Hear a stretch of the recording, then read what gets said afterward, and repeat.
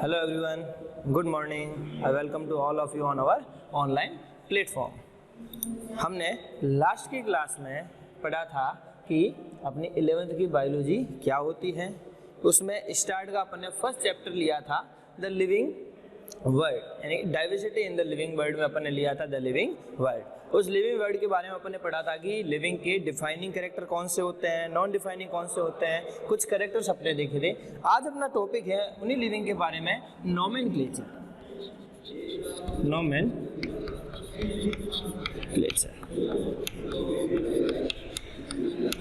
Nomenclature यानी कि उन ऑर्गेनिज्म का या जो लिविंग है उनका अपन नाम कैसे रखेंगे।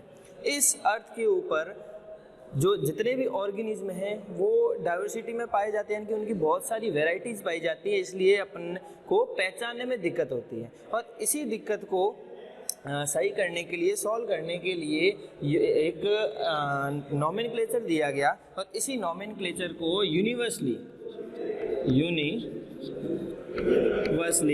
एक्सेप्टेड भी किया गया,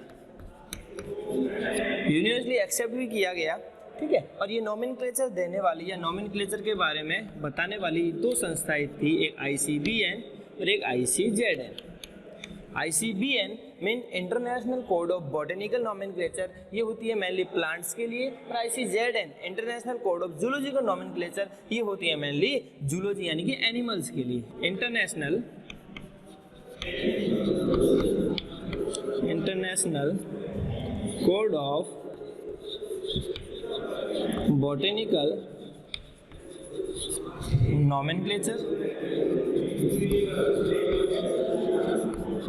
और अगर ICZN की बात करूं तो इंटरनेशनल कोड ऑफ बॉटनिकल की जगह क्या, zoological nomenclature, zoological nomenclature. Okay, international code of zoological nomenclature. इन दोनों संस्थाओं ने क्या किया कि किसी भी ऑर्गेनिज्म के, है ना, किसी भी प्लांट के, किसी भी एनिमल के नोमेनक्लेचर के लिए कुछ रूल्स दिए। क्या दिए? कुछ रूल्स दिए, और इस रूल्स के अकॉर्डिंग बताया गया कि किसी ऑर्गेनिज्म का नाम कैसे होता है। ये जो नोमेनक्लेचर है, इस नोमेनक्लेचर को सबसे पहले बताने वाले एक साइंटिस्ट थे Carolus Linnaeus.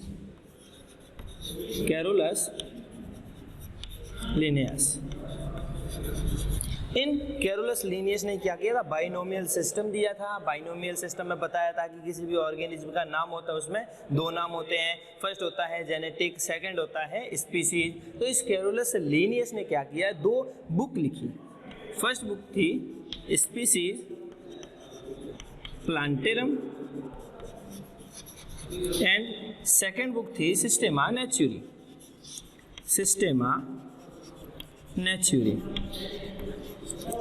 Specially for plants book थी स्पीसीज प्लांटेरम, और स्पीसीज प्लांटेरम के अंदर जितने भी ऑर्गेनिज्म के या जितने भी प्लांट के साइंटिफिक नेम थे वो 1 मई 1753 को पब्लिश हुए। इस बुक के अंदर कौन से नाम, जितने भी बॉटनिकल नेम थे यानी प्लांट्स के जो साइंटिफिक नेम थे वो सारे के सारे 1 मई 1753 को स्पीसीज प्लांटेरम नामक बुक के अंदर पब्लिश हुए। और सिस्टेमा नेचुरी इसके अंदर 1 अगस्त 1758 में जितने भी जूलॉजिकल नाम थे यानी जितने भी एनिमल्स के साइंटिफिक नेम थे वो 1 अगस्त 1758 को सिस्टेमा नेचुरी नामक बुक के अंदर पब्लिश हुए। तो कैरोलस लीनियस ने क्या किया, कैरोलस लीनियस ने किया बाइनोमियल सिस्टम दिया नोमेनक्लेचर के लिए।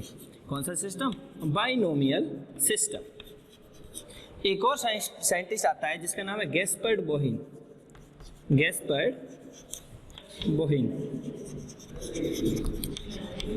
बोहिन ने एक बुक लिखी जिसका नाम था फिनेक्स थिएटर बोटेनिका। इस पुस्तक के अंदर इस बुक के अंदर उन्होंने सबसे पहले बाइनोमियल सिस्टम को बताया था। क्योंकि बाइनोमियल सिस्टम देने वाले तो कौन थे? बाइनोमियल सिस्टम देने वाले थे कैरोलस लिनियस, लेकिन गैस्पर्ड बोही ने अपनी बुक पाइनेक्स थिएटर बोटेनिका के अंदर सबसे पहले इस बाइनोमियल सिस्टम को बताया था। देने वाले तो कैरोलस लिनियस, लेकिन अपनी बुक के अंदर सबसे पहले इन्होंने बताया था। फिर इन ICBN और ICZN ने कुछ रूल्स दिए जिसके अकॉर्डिंग अपन बता सकते हैं या जान सकते हैं कि किस प्रकार से किसी भी ऑर्गेनिज्म के साइंटिफिक नेम हो सकते हैं।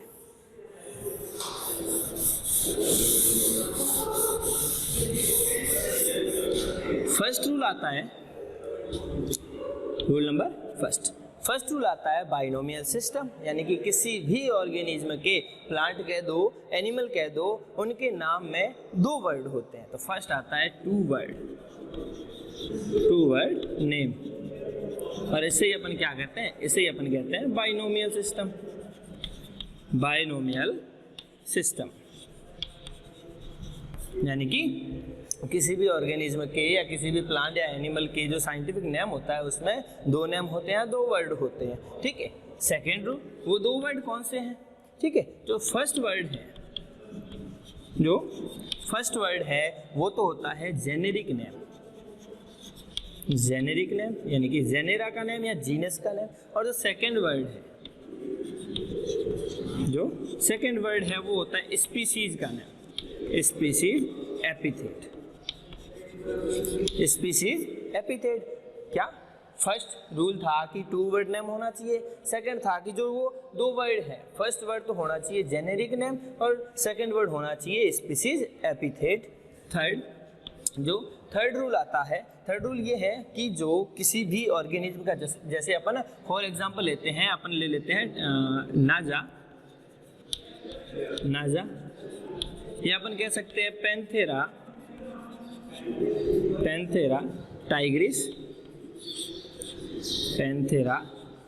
टाइग्रिस।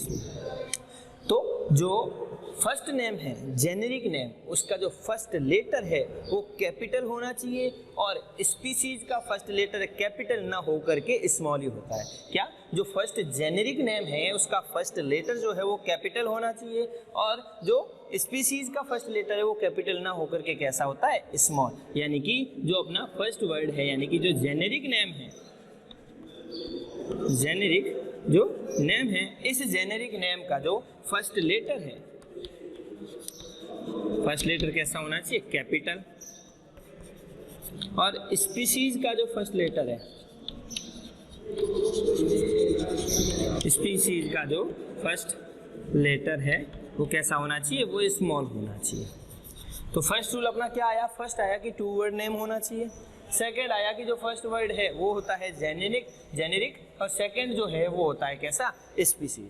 और जेनेरिक जो नेम है उसका फर्स्ट लेटर कैपिटल होना चाहिए, और स्पीसीज का जो फर्स्ट लेटर है वो कैसा होना चाहिए? स्मॉल होना चाहिए। आते हैं अपन फोर्थ रूल पे, और अपना फोर्थ रूल ये है कि अगर कोई भी साइंटिफिक नेम, जैसा कि अभी अपन ने बताया नाजा, अगर ये टाइप किया हुआ हो, अगर ये टाइप्ड हो तो इनको इटालिक लिखा जाना चाहिए। कैसा लिखा जाना चाहिए? इटालिक लिखा जाना चाहिए, यानी कि तिरछा लिखा जाना चाहिए। और अगर hand written name, hand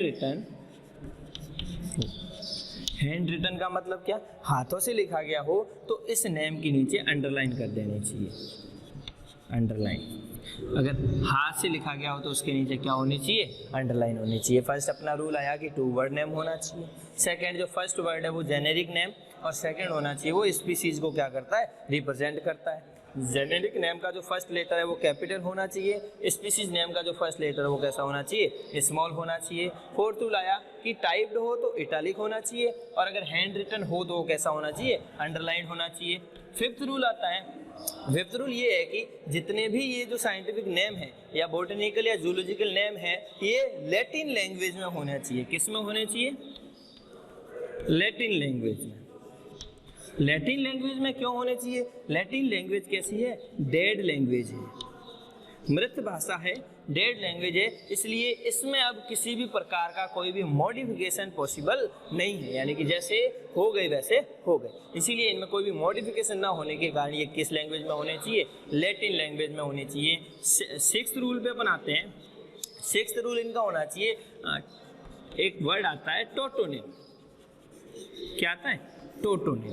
tautonym का मतलब है कि जो जेनेरिक नेम है और जो स्पीसीज एपिथेट है, यानी कि जेनेरिक नेम और स्पीसीज का नाम, फर्स्ट वर्ड और सेकंड वर्ड दोनों एक जैसे होते हैं। दोनों जो नाम हैं किसी साइंटिफिक जो नेम है, जैसे अपन ने नाजा नाजा की बात करी तो दोनों के दोनों नाम एक जैसे होते हैं, उसे बोला जाता है टोटोनिम। अगर जेनेरिक नेम और स्पीसीज नेम एक जैसे हो जाए तो उसे बोला जाता है टोटोनिम। जैसे कि नाजा नाजा, जैसे अपन बोल सकते हैं gorilla gorilla, gorilla gorilla.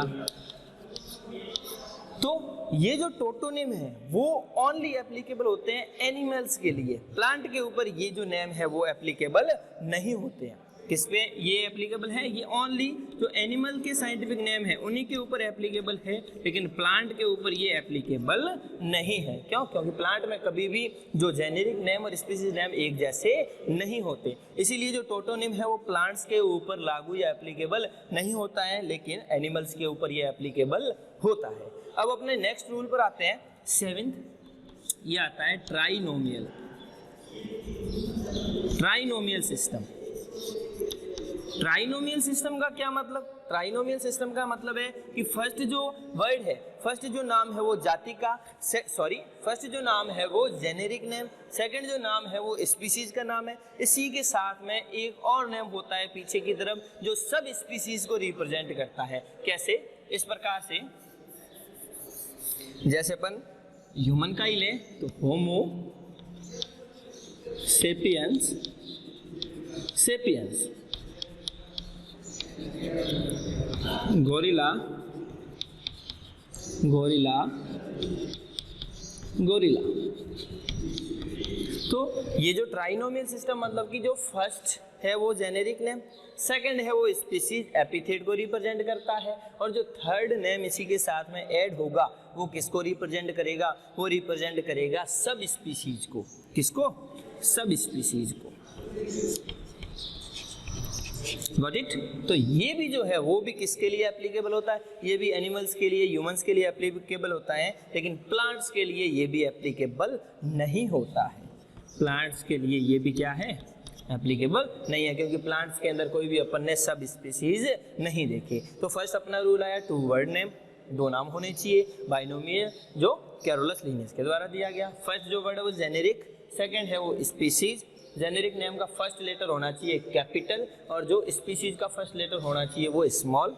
After that अगर टाइप्ड हो देन इटैलिक, और हैंड रिटन हो तो उसे अंडरलाइन कर देना चाहिए। और सारे के सारे जो नाम है वो लैटिन लैंग्वेज में होते हैं, because Latin language is a dead language, तो इसके अंदर कोई भी मॉडिफिकेशन पॉसिबल नहीं है। ठीक है, फिर आते हैं अपन सिक्स्थ पे, टोटोनिम। टोटोनिम मतलब कि जो जेनेरिक नेम है, जो स्पीसीज एपिथेट है, वो दोनों ही कैसे होते हैं? एक जैसे होते हैं। इसीलिए एनिमल्स में ये एप्लीकेबल होता है, लेकिन प्लांट के लिए ये एप्लीकेबल नहीं होता है। ट्राइनोमियल सिस्टम, ट्राइनोमियल सिस्टम मतलब कि एक और नाम ऐड हो जाएगा जिसको अपन सब स्पीसीज कहते हैं। तो first generic, second species, third sub species. ये भी प्लांट्स के लिए एप्लीकेबल नहीं होता है। एक और रूल आता है,